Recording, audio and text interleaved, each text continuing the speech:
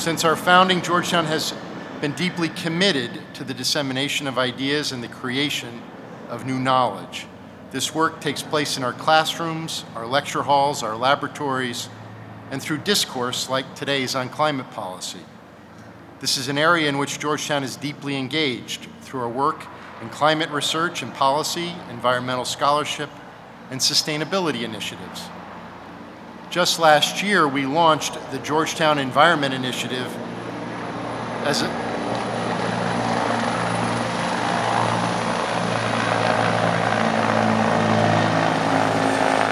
Just last year, we launched the Georgetown Environment Initiative as a university-wide effort to advance the interdisciplinary study of the environment, uniting our faculty across campuses and creating new opportunities for collaboration and research. We're bringing our expertise in the environment to all aspects of this conversation, from scientific research to national and state policy, community practices, grassroots efforts, and public and private partnerships. Our faculty are leading efforts in each of these areas.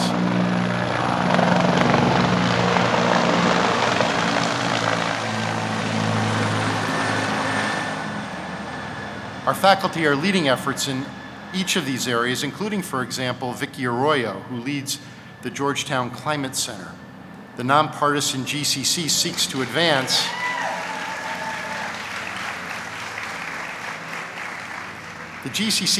advance climate, energy, and transportation policies that reduce greenhouse gas emissions and help communities adapt to climate change. In fact, just yesterday, the center released polling that demonstrates strong bipartisan support for action by the Environmental Protection Agency to reduce greenhouse gas emissions. It is within this exciting context and within our university's tradition of convening discourse on our world's most pressing issues that we are honored today to welcome back to campus President Barack Obama, and we look forward to the President's remarks. I wish to thank all of you for being here today, and our program will begin in just a few moments.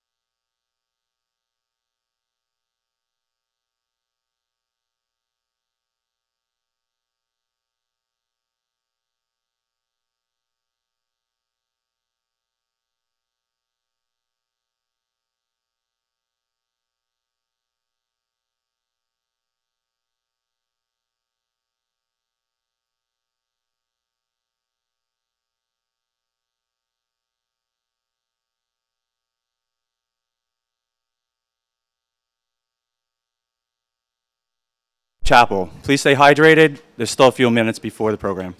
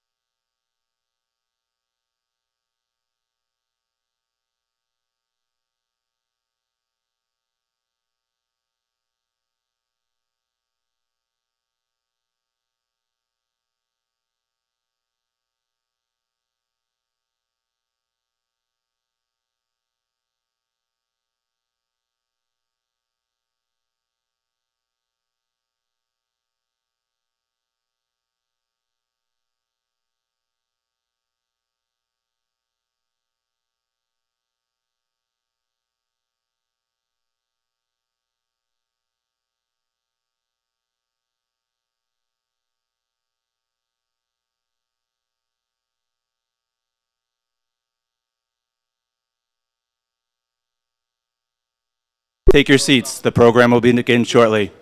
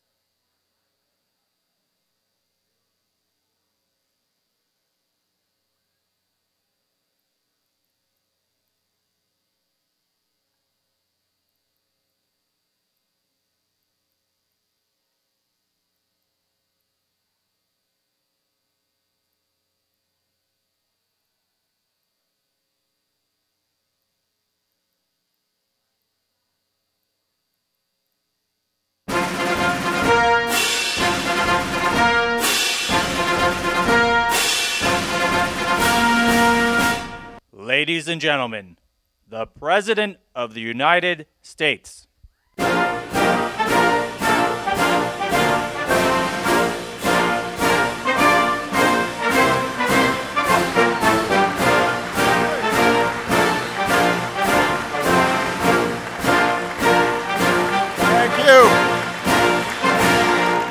Thank you. Thank you, Georgetown. Hey. Thank you so much. Now, thank you, Georgetown. Everybody, please be seated. And my first announcement today is that you should all take off your jackets. I'm going to do the same. It's not that sexy now. It is good to be back on campus, and it is a great privilege to speak from the steps of this historic hall that welcomed presidents going back to George Washington. I want to thank your president, President DeGioia, who's here today. I want to thank him for hosting us. I want to thank the many members of my cabinet and my administration. I want to thank Leader Pelosi and members of Congress who are here. We are very grateful for their support. And I want to say thank you to the Hoyas in the House for having me back.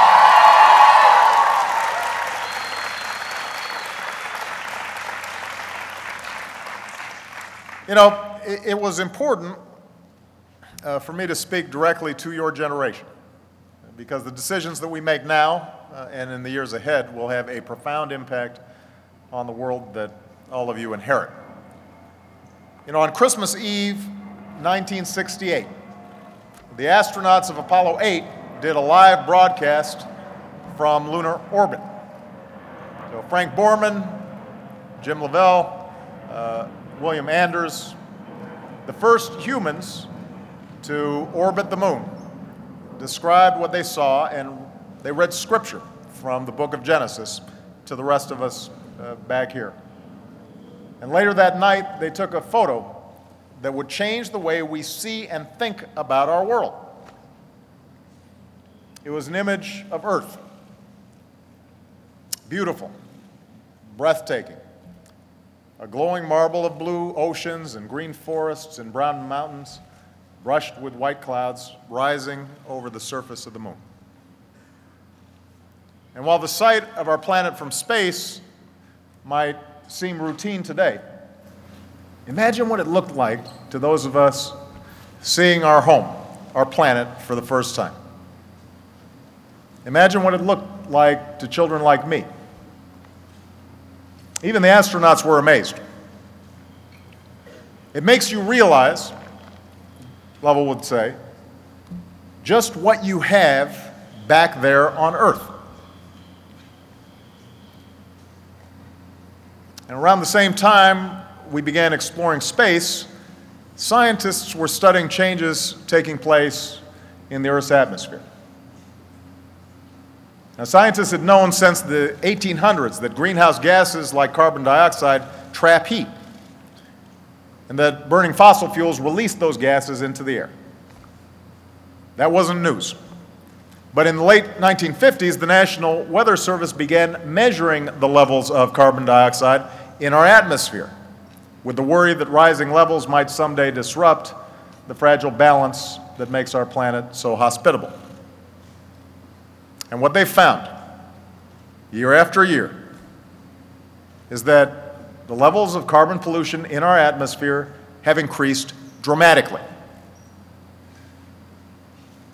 That science, accumulated and reviewed over decades, tells us that our planet is changing in ways that will have profound impacts on all of humankind. The 12 warmest years in recorded history have all come in the last 15 years. Last year, temperatures in some areas of the ocean reached record highs, and ice in the Arctic shrank to its smallest size on record, faster than most models had predicted it would. These are facts. Now, we know that no single weather event is caused solely by climate change. Droughts and fires and floods, they go back to ancient times. But we also know that in a world that's warmer than it used to be, all weather events are affected by a warming planet. The fact that sea level in New York Harbor, are now a foot higher than a century ago, that didn't cause Hurricane Sandy, but it certainly contributed to the destruction that left large parts of our mightiest city dark and underwater. The potential impacts go beyond rising sea levels. Here at home, 2012 was the warmest year in our history. Midwest farms were parched by the worst drought since the Dust Bowl, and then drenched by the wettest spring on record. Western wildfires scorched an area larger than the state of Maryland. Just last week, a heat wave in Alaska shot temperatures into the 90s. And we know that the costs of these events can be measured in lost lives and lost livelihoods, lost homes, lost businesses, hundreds of billions of dollars in emergency services and disaster relief. In fact, those who are already feeling the effects of climate change don't have time to deny it. They're busy dealing with it. Firefighters are braving longer wildfire seasons, and states and federal governments have to figure out how to budget for that. I had to sit on a meeting with the Department of Interior and Agriculture and some of the rest of my team just to figure out how are we going to pay for more and more expensive fire seasons. Farmers see crops wilted one year, washed away the next, and higher food prices get passed on to you, the American consumer. Mountain communities worry about what smaller snowpacks will mean for tourism. And then families at the bottom of the mountains wonder what it'll mean for their drinking water. Americans across the country are already paying the price of inaction in insurance premiums, state and local taxes, and the costs of rebuilding and disaster relief. So the question is not whether we need to act. The overwhelming judgment of science, of chemistry and physics, and millions of measurements has put all that to rest. 97% of scientists, including, by the way, some who originally disputed the data, have now put that to rest. They've acknowledged the planet is warming and human activity is contributing to it. So the question now is whether we will have the courage to act before it's too late. And how we answer will have a profound impact on the world that we leave behind, not just to you, but to your children and to your grandchildren.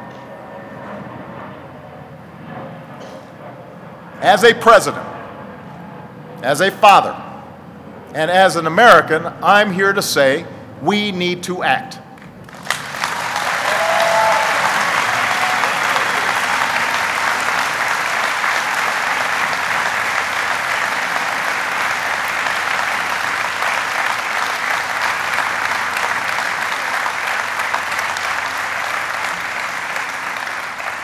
I refuse to condemn your generation and future generations to a planet that's beyond fixing. And that's why today I'm announcing a new national climate action plan, and I'm here to enlist your generation's help in keeping the United States of America a leader, a global leader in the fight against climate change. Now, this plan builds on progress that we've already made. You know, last year I took office, the year that I took office, my administration pledged to reduce America's greenhouse gas emissions by about 17% from their 2005 levels by the end of this decade. And we rolled up our sleeves and we got to work. We doubled the electricity we generate from wind and the sun. We doubled the mileage our cars will get on a gallon of gas by the middle of the next decade.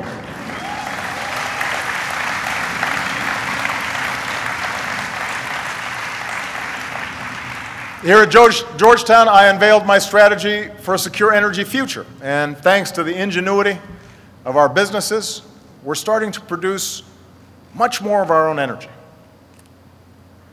We're building the first nuclear power plants in more than 3 decades in Georgia and South Carolina. For the first time in 18 years, America's poised to produce more of our own oil than we buy from other nations. And today we produce more natural gas than anybody else. So we're producing energy. And these advances have grown our economy, they've created new jobs that can't be shipped overseas, and, by the way, they've also helped drive our carbon pollution to its lowest levels in nearly 20 years. Since 2006, no country on earth has reduced its total carbon pollution by as much as the United States of America.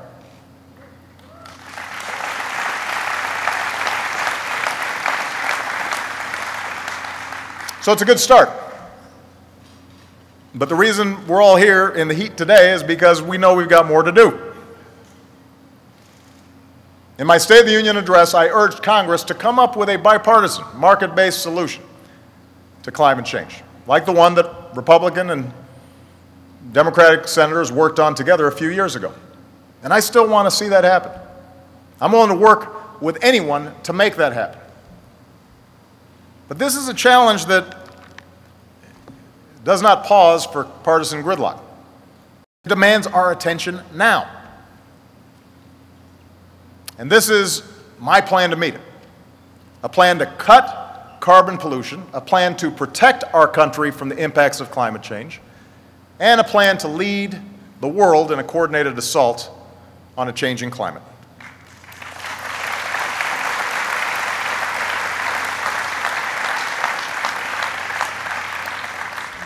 This plan begins with cutting carbon pollution by changing the way we use energy. Using less dirty energy, using more clean energy, wasting less energy throughout our economy. And 43 years ago, Congress passed a law called the Clean Air Act of 1970. It was a good law. The reasoning behind it was simple. New technology can protect our health by protecting the air we breathe from harmful pollution. And that law passed the Senate unanimously. Think about that. It passed the Senate unanimously. It passed the House of Representatives 375 to 1. I don't know who the one guy was. I haven't looked that up. I mean, you can barely get that many votes to name a post office these days. It was signed into law by a Republican president. It was later strengthened by another Republican president. This used to be a bipartisan issue. 6 years ago, the Supreme Court ruled that greenhouse gases are pollutants covered by that same Clean Air Act. And they required the Environmental Protection Agency, the EPA, to determine whether they're a threat to our health and welfare. In 2009, the EPA determined that they are a threat to both our health and our welfare in many different ways, from dirtier air to more common heat waves, and therefore subject to regulation. Now, today, about 40% of America's carbon pollution comes from our power plants. But here's the thing. Right now, there are no federal limits to the amount of carbon pollution that those plants can pump into our air. None. Zero. We limit the amount of toxic chemicals like mercury and sulfur and arsenic in our air or our water, but power plants can still dump unlimited amounts of carbon pollution into the air for free. That's not right, that's not safe, and it needs to stop.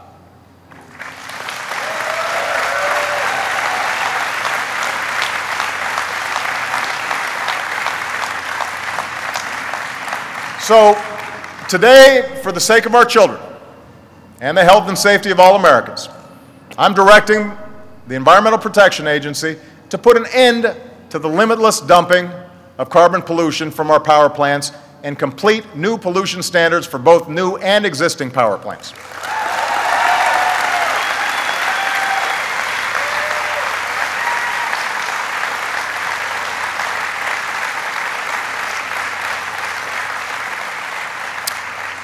I'm also directing the EPA to develop these standards in an open and transparent way, to provide flexibility to different states with different needs, and build on the leadership that many states and cities and companies have already shown. In fact, many power companies have already begun modernizing their plants and creating new jobs in the process.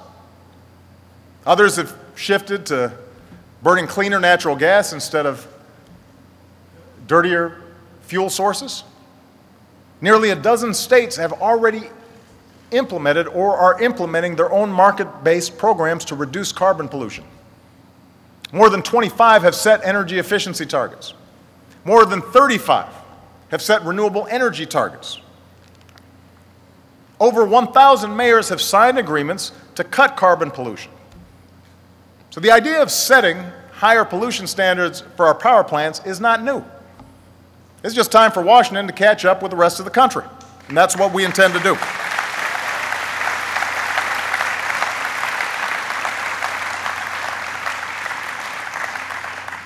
Now, what you'll hear from the special interests and their allies in Congress is that this will kill jobs and crush the economy and basically end American free enterprise as we know it.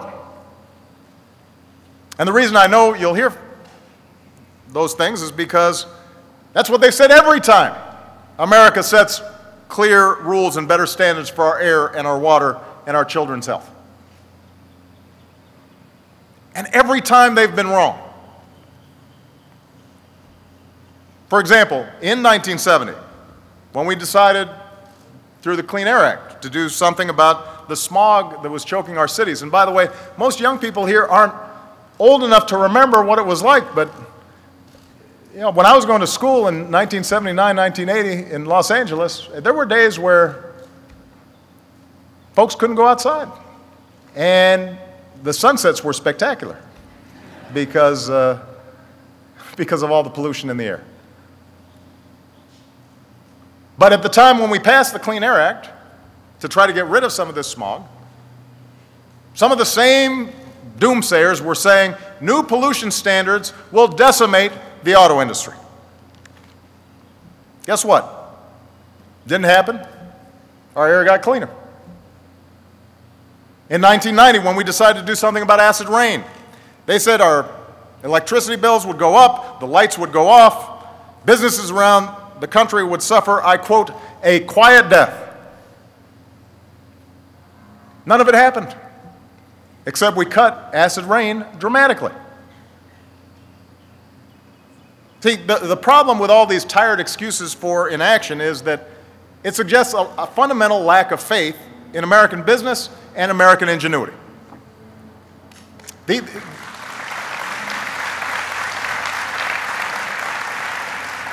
These critics seem to think that when we ask our businesses to innovate and reduce pollution and lead, they can't or they won't do it. They'll just kind of give up and quit.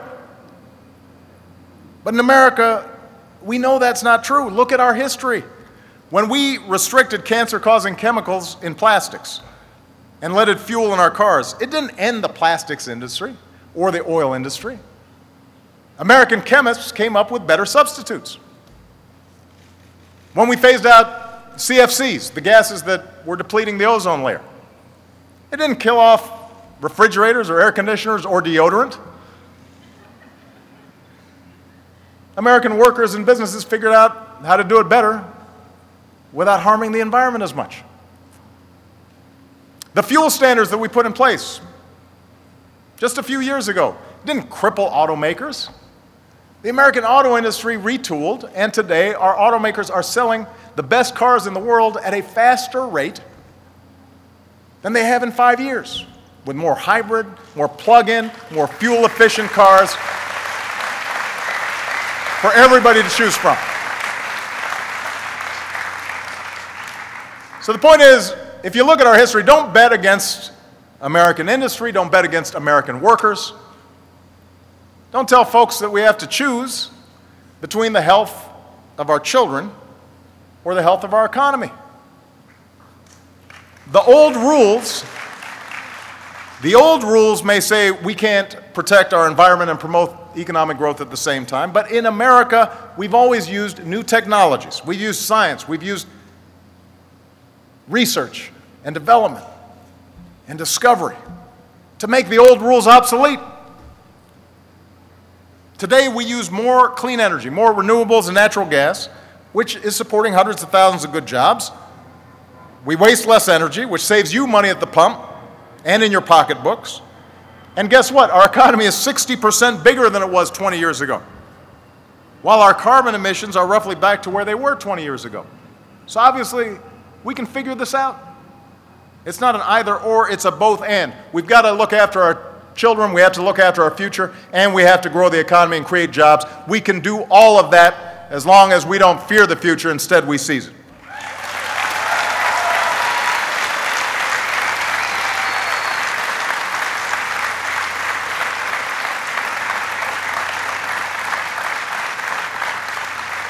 And by the way, don't take my word for it. Recently more than 500 businesses, including giants like GM and Nike, issued a climate declaration calling action on climate change one of the greatest opportunities of the 21st century. Walmart is working to cut its carbon pollution by 20% and transition completely to renewable energy. Yeah, Walmart deserves a cheer for that. But think about it. Would the biggest company, the biggest retailer in America, would they really do that if it weren't good for business? If it weren't good for their shareholders? A low-carbon, clean energy economy can be an engine of growth for decades to come. And I want America to build that engine. I want America to build that future right here in the United States of America. That's our task.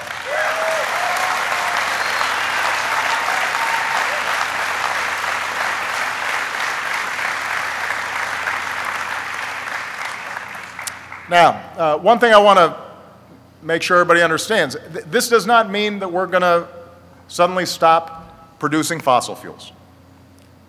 our economy wouldn't run very well if it did. And transitioning to a clean energy economy takes time. But when the doomsayers trot out the old warnings that these ambitions will somehow hurt our energy supply, just remind them that America produced more oil than we have in 15 years. What is true is that we can't just drill our way out of the energy and climate challenge that we face. That's not possible. I've put forward in the past an all-of-the-above energy strategy, but our energy strategy must be about more than just producing more oil. And by the way, it's certainly got to be about more than just building one pipeline. Now, I know there's been, for example, a lot of controversy surrounding the proposal to build a pipeline, the Keystone Pipeline, that would carry oil from Canadian tar sands down to refineries in the Gulf. And the State Department is going through the final stages of evaluating the proposal. That's how it's always been done. But I do want to be clear. Allowing the Keystone Pipeline to be built requires a finding that doing so would be in our nation's interest. And our national interest will be served only if this project does not significantly exacerbate the problem of carbon pollution. The net effects of the pipeline's impact,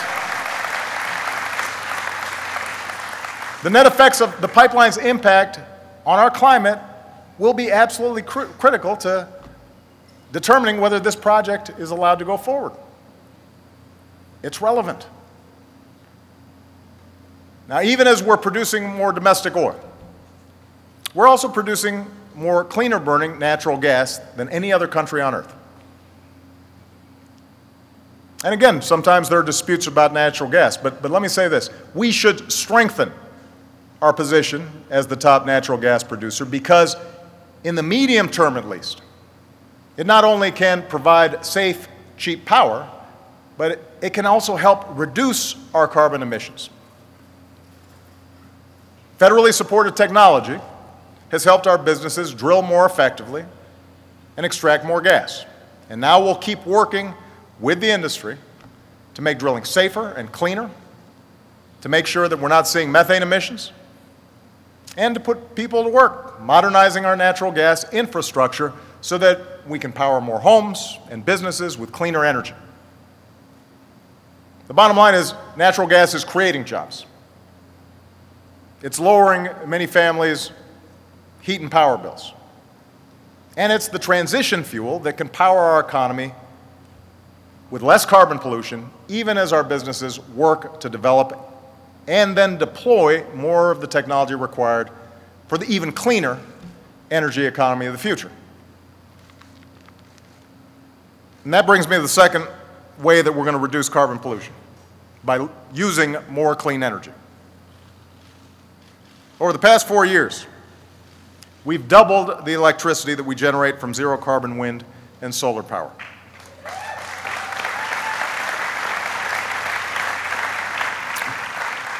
And that means jobs. Jobs manufacturing the wind turbines that now generate enough electricity to power nearly 15 million homes. Jobs installing the solar panels that now generate more than 4 times the power at less cost than just a few years ago. I know some Republicans in Washington dismiss these jobs, but those who do need to call home, because 75% of all wind energy in this country is generated in Republican districts.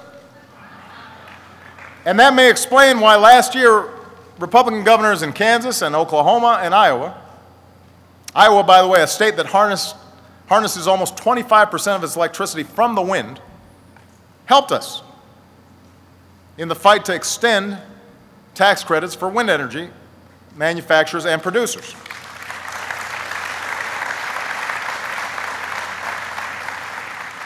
Tens of thousands of good jobs were on the line, and those jobs were worth the fight. And countries like China and Germany are going all in the race for clean energy. I believe Americans build things better than anybody else. I want America to win that race, but we can't win it if we're not in it. So, So the plan I'm announcing today will help us double again our energy from wind and sun. Today I'm directing the Interior Department to greenlight enough private renewable energy capacity on public lands to power more than 6 million homes by 2020.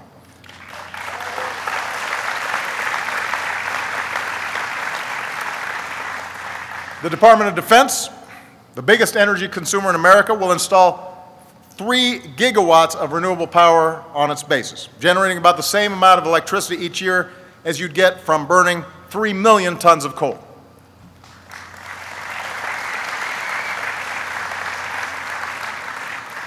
And because billions of your tax dollars continue to still subsidize some of the most profitable corporations in the history of the world, my budget once again calls for Congress to end the tax breaks for big oil companies and invest in the clean energy companies that will fuel our future.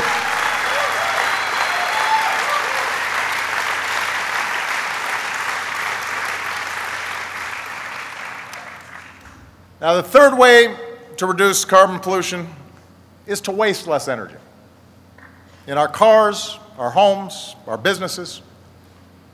The fuel standards we set over the past few years mean that by the middle of the next decade, the cars and trucks we buy will go twice as far on a gallon of gas. That means you'll have to fill up half as often. We'll all reduce carbon pollution. And we built on that success by setting the first ever standards for heavy-duty trucks and buses and vans. And in the coming months, we'll partner with truck makers to do it again for the next generation of vehicles. And meanwhile, the energy we use in our homes and our businesses and our factories, our schools, our hospitals, that's responsible for about 1/3 of our greenhouse gases. The good news is simple upgrades don't just cut that pollution, they put people to work. Manufacturing and installing smarter lights and windows and sensors and appliances. And the savings show up in our electricity bills every month, forever. And that's why we've set new energy standards for appliances like refrigerators and dishwashers. And today our businesses are building better ones that will also cut carbon pollution and cut consumers' electricity bills by hundreds of billions of dollars. That means, by the way, that our federal government also has to lead by example. I'm proud that federal agencies have reduced their greenhouse gas emissions by more than 15% since I took office. But we can do even better than that. So today I'm setting a new goal. Your federal government will consume 20% of its electricity from renewable sources within the next 7 years. We are going to set that goal.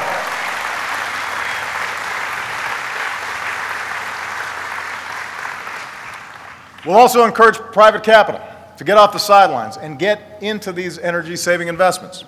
And by the end of the next decade, these combined efficiency standards for appliances and federal buildings will reduce carbon pollution by at least 3 billion tons. That's an amount equal to what our entire energy sector emits in nearly half a year. So I know these standards don't sound all that sexy, but think of it this way. That's the equivalent of planting 7.6 billion trees and letting them grow for 10 years, all while doing the dishes. It is a great deal, and we need to be doing it.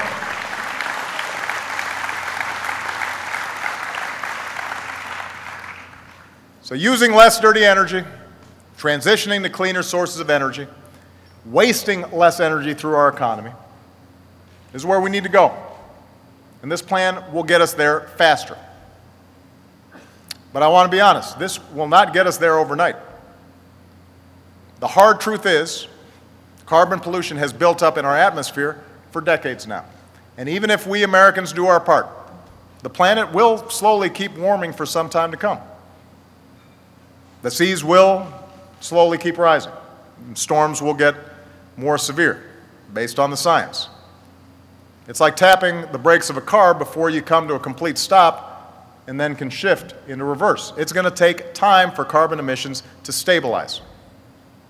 So in the meantime, we're going to need to get prepared.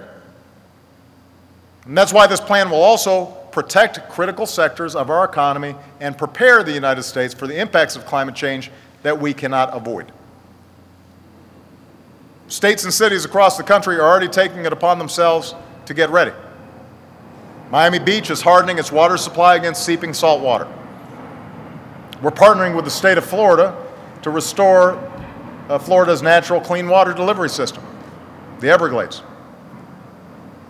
The overwhelmingly Republican legislature in Texas voted to spend money on a new water development bank as a long-running drought cost jobs and forced a town to truck in water from the outside.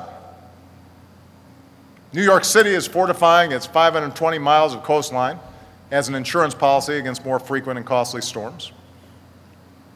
And what we've learned from Hurricane Sandy and other disasters is that we've got to build smarter, more resilient infrastructure that can protect our homes and businesses and withstand more powerful storms. That means stronger seawalls, natural barriers, hardened power grids, hardened water systems, hardened fuel supplies. So the budget I sent Congress includes funding to support communities that build these projects, and this plan directs federal agencies to make sure that any new project funded with taxpayer dollars is built to withstand increased flood risk. And we'll partner with communities seeking to help to prepare for droughts and floods, reduce the risk of wildfires, protect the dunes and wetlands that pull double duty as green space and as natural storm barriers. And we'll also open our climate data and NASA climate imagery to the public to make sure that cities and states assess risk under different climate scenarios so that we don't waste money building structures that don't withstand the next storm. So that's what my administration will do to support the work already underway across America. Not only to cut carbon pollution, but also to protect ourselves from climate change. But as I think everybody here understands, no nation can solve this challenge alone, not even one as powerful as ours. And that's why the final part of our plan calls on America to lead. Lead international efforts to combat a changing climate.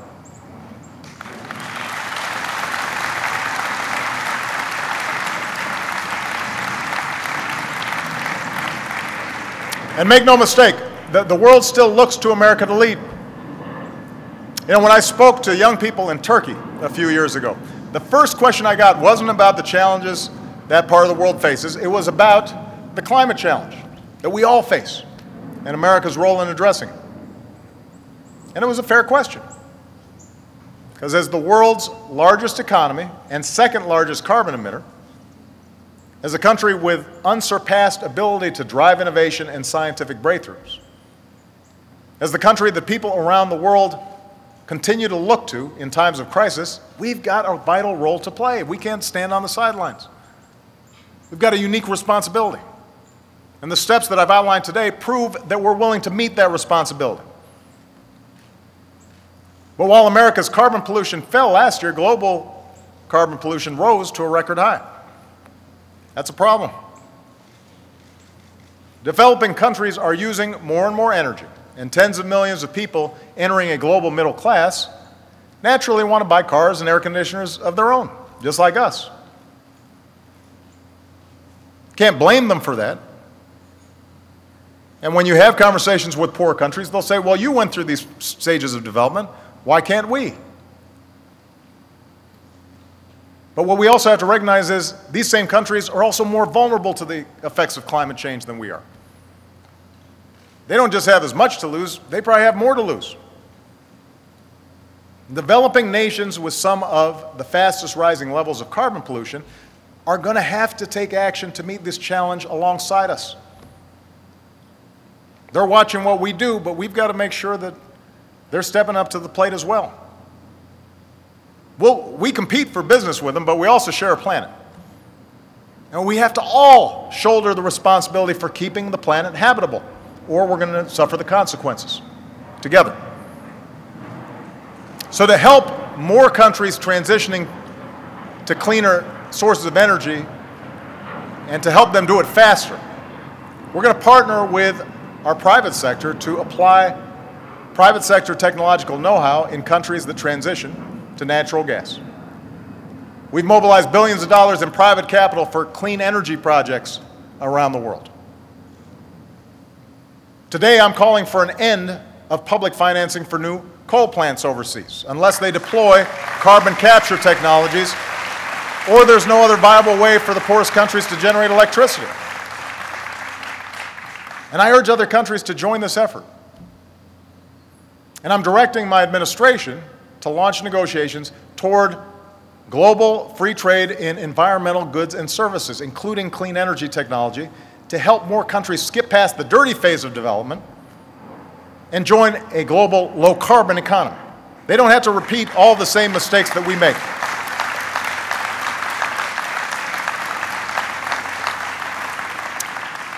We've also intensified our climate cooperation with major emerging economies like India and Brazil and China, the world's largest emitter.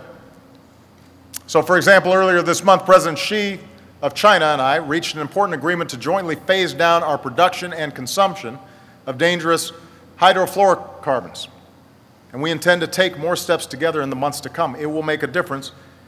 It's a significant step in the reduction of carbon emissions. And finally, my administration will redouble our efforts to engage our international partners in reaching a new global agreement to reduce carbon pollution through concrete action. You know, 4 years ago in Copenhagen, every major country agreed for the first time to limit carbon pollution by 2020. 2 years ago, we decided to forge a new agreement beyond 2020 that would apply to all countries, not just developed countries. What we need is an agreement that's ambitious, because that's what the scale of the challenge demands. We need an inclusive agreement, because every country has to play its part. And we need an agreement that's flexible, because different nations have different needs. And if we can come together and get this right, we can define a sustainable future for your generation. So that's my plan. The actions I've announced today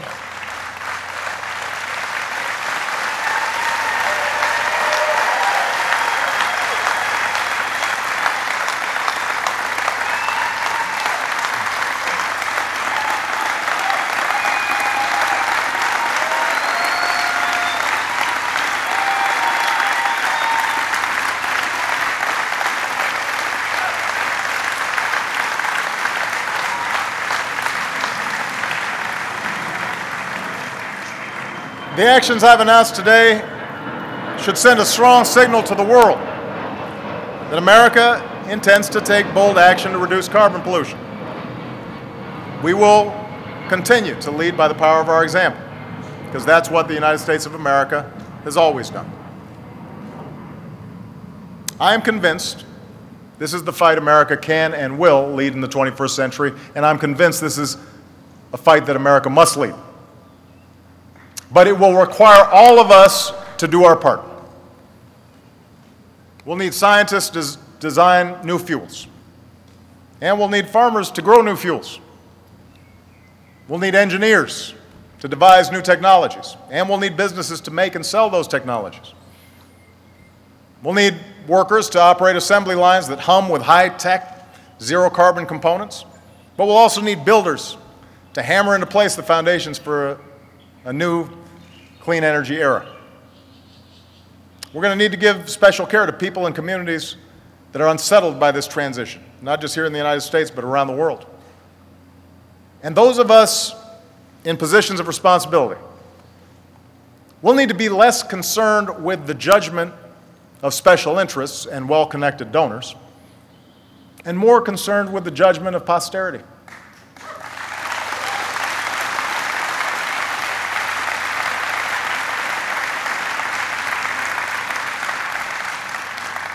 Because you and your children's children will have to live with the consequences of our decisions. As I said before, climate change has become a partisan issue, but it hasn't always been. It wasn't that long ago that Republicans led the way on new and innovative policies to tackle these issues.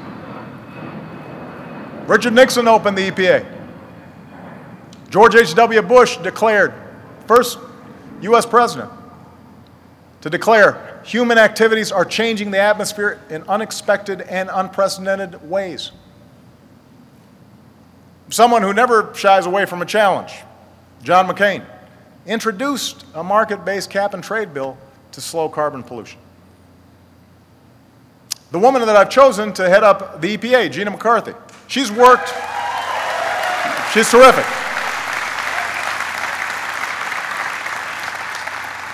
Gina's worked for the EPA in my administration, but she's also worked for 5 Republican governors. She's got a long track record of working with industry and business leaders to forge common sense solutions. Unfortunately, she's being held up in the Senate. She's been held up for months, forced to jump through hoops no cabinet nominee should ever have to, not because she lacks qualifications, because there are too many in the Republican Party right now who think that the Environmental Protection Agency has no business protecting our environment from carbon pollution. The Senate should confirm her without any further obstruction or delay.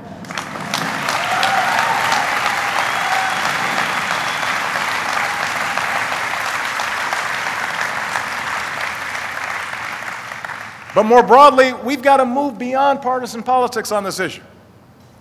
I want to be clear. I am willing to work with anybody.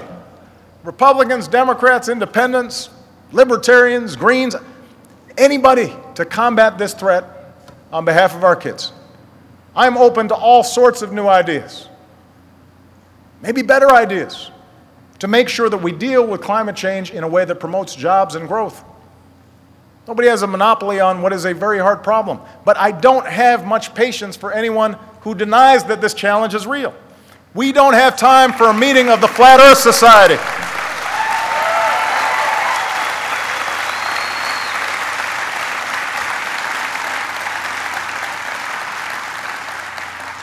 Sticking your head in the sand might make you feel safer, but it's not going to protect you from the coming storm. And ultimately, we will be judged as a people and as a society and as a country on where we go from here. Our founders believed that those of us in positions of power are elected not just to serve as custodians of the present, but as caretakers of the future. And they charged us to make decisions with an eye on a longer horizon than the arc of our own political careers. That's what the American people expect. That's what they deserve. And someday our children and our children's children will look at us in the eye and they'll ask us, did we do all that we could when we had the chance to deal with this problem and leave them a cleaner, safer, more stable world? And I want to be able to say, yes, we did. Don't you want that?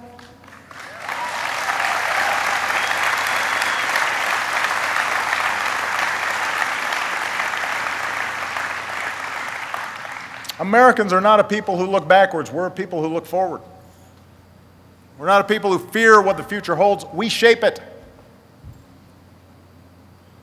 What we need in this fight are citizens who will stand up and speak up and compel us to do what this moment demands. Understand, this is not just a job for politicians. So I'm going to need all of you to educate your classmates, your colleagues, your parents, your friends. Tell them what's at stake. Speak up at town halls, church groups, PTA meetings. Push back on misinformation. Speak up for the facts. Broaden the circle of those who are willing to stand up for our future. Convince those in power to reduce our carbon pollution. Push your own communities to adopt smarter practices. Invest, divest. Remind folks there's no contradiction between a sound environment and strong economic growth. And remind everyone who represents you at every level of government that sheltering future generations against the ravages of climate change is a prerequisite for your vote. Make yourself heard on this issue.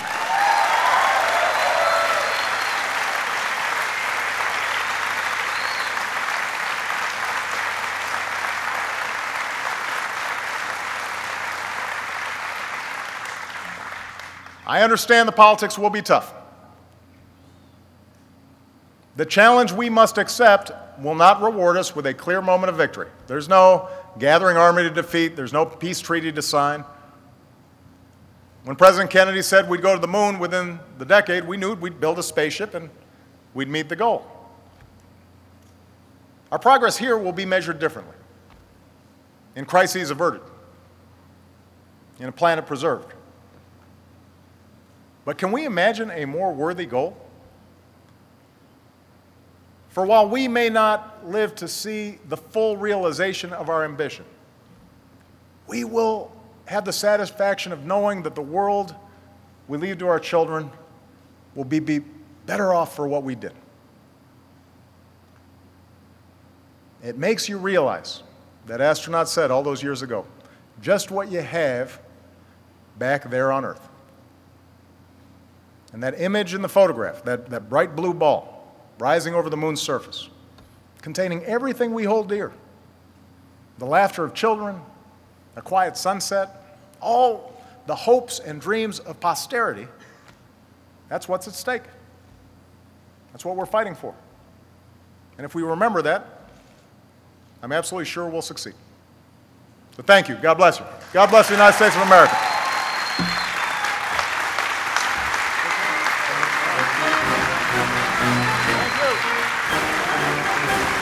Thank you.